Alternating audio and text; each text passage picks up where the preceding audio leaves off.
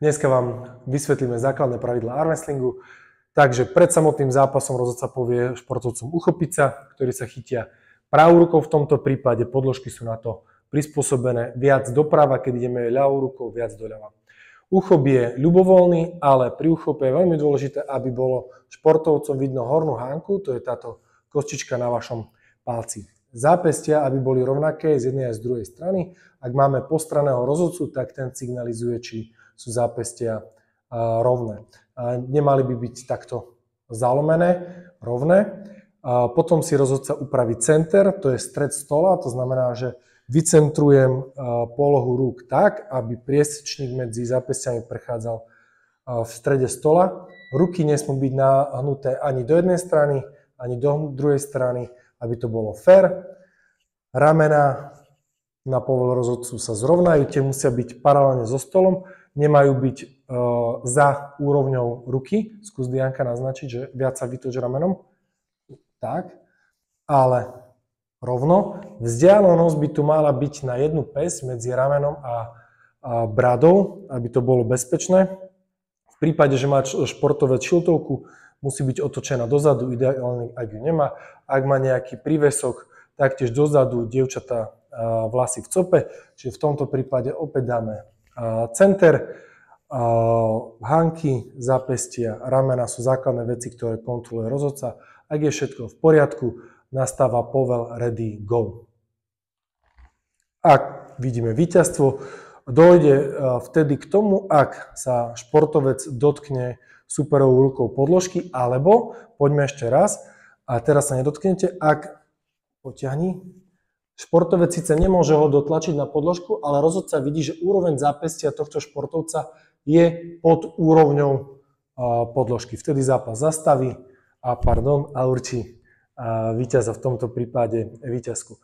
Môže byť, že po štarte sa športovci roztrhnú. Tak vtedy nastáva zviazanie. Strep. Takže rozhodcovská páska mala by byť dlhá minimálne 1 meter. Rozhodcovia už vedia, ako viazať, ale ukážem vám to. Prácka sa dáva na ruku tohto športovca, keď ja som hlavný. Poprosím športovca, aby mi tú pásku na chvíľočku pridlžali. Ak sú dvaja rozhodcovia, oni si to zmanéžujú lepšie. A teraz, ak začínala páska na Diankinej ruke, tak prvá otočka ide cez superovú ruku a teraz ide cez Diankinu s tým, že nechávam si tú väčšiu medzeru, aby som tú pásku previazal. Správne by sa mala rozhodca opýtať, či chce športovec tú pásku nižšie alebo vyššie, ale maximálne sú to 2 palce. Čiže keby Dianka chcela nižšie, tak ja tú pásku nemôžem dať. Hej. Môže si športovec požiadať cez zápestie, ale to zase je maximálna výška. Takže v tejto chvíli ich zviažem a pásku poriadne dotiahnem. Hej. Nasleduje povel uchopiť a športovci teraz budú trošku nedisciplinovaní a ukážeme si hneď, že ak športovci sa do 30 sekúnd nechytia, nastáva rozhodcovský uchop. Vtedy povie rozhodca referee's grip a športovci nám pekne už dlane pripravili aj prsty, uchop je otvorený. V tejto chvíli športovci sa absolútne nesmú pohnúť, takže rozhodca začína, kontroluje si center, výšku prstov, nemali by mať takúto výhodu, prsty by mali byť takto vodorovne a teraz budem zatvárať palce. Opýtam sa pretekárky, či chce mať takto prekryté alebo bez prekrytia. Takže prekryté. OK. Prekryté. Dobre. Takže teraz by som mal povedať, že komu prvému zatváram, takže dám Dianke, zatvorím palec.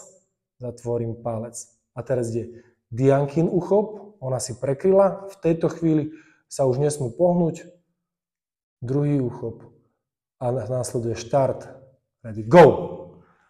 Tak, a vyhrala Dianka. V prípade, že by boli ešte ramena nahnuté alebo center, ten rozhodca si to pred samotným uzatvorením uchopu ešte musí dokorigovať, prípadne ešte keď niečo vidí, ale v prípade, že povie ramena a niekto sa pohne, vtedy dostane športovec faul. Čiže v rozhodcovskom uchope akýkoľvek pohyb mimo toho, čo sme si čo ako ja rozhodca poviem je faul. Dobre, môžeme si ukázať základné fauly, čiže po povole ready go nadskočí lakeť. Takže môžeme, Gidi, poď, skús. Štart, ready go. Dobre, podskočí lakeť, ak rozhodca zbadá, že tam bolo prerušenie kontaktu lakťa s podložkou, je to faul. Môže byť napríklad zošmyknutie lakťa dopredu, aj taký malinký zosuň.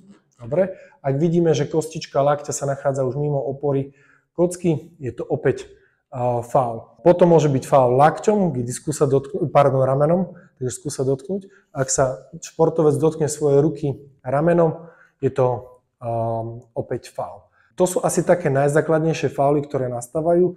V dnešnej dobe sa u mládeže veľmi dáva veľký dôraz na danger position, takže Dianka, ukáž, čo je nebezpečná poloha. Ak pohľad smeruje mimo a ruka je za úrovňou ramena, čiže rozhodca v tejto chvíli už podľa nových pravidel vôbec nenapomína športovca, dáva mu hneď faul. A v prípade, že sú to také amatérske súťaže, kde tie deti prichádzajú prvýkrát do kontaktu, tak je možné opakovane im vysvetľovať, že to je nebezpečná poloha, čiže povedať nebezpečná poloha, buď sa opraví, ak nie, tak radšej zápas sa zastaví a faulom. A bohužiaľ tento športovec prehra, ale v podstate nikto sa nemôže na toho rozhodcu hnevať, pretože vlastne v jeho záujme bolo ochrániť zdravie toho športovca. Máme tu King's Move ešte techniku, ktorá je veľmi diskutovaná, ale veľmi málo využívaná v amatérskom športe. Takže ak rameno ide pod úroveň stola, ale som v prehrávajúcej pozícii, tak rozhodca signalizuje, aby sa ten športovec zdvihol. Ak sa nezdvihne, dostane faul. Ak športovec je vo vyhrávajúcej pozícii a rameno ešte neprešlo pod úroveň, tak ešte stále môže súťažiť. Čo sme si ešte možno pred tým zviazaním nevysvetlili, trošku sa vrátim späť, je, že vyšmyknutie v prehrávajúcej polohe, za ktoré môže športovec dostať aj faul, ale aj prehru. Takže poďme, ready go, vyšmyknutie. Dianka s Gidim sa vyšmykli na centri. Ak Gidi by nedržal prsty alebo pri tom vyšmyknutí a je evidentné, že púšťa úchop, dostane faul. Ak sa faulu dopustí vyšmyknutia pod úrovňou nejakých 45 stupňov v blízkosti podložky, je to faul v prehrávajúcej polohe a vyhráva Dianka. Čo je ešte možno také zaujímavé v rámci armwrestlingu, tak poloha nôh na zemi je ľubovoľná, takže môže tú nohu mať na svojej strane, ale môže si ju oprieť aj krížom. Krížom, OK.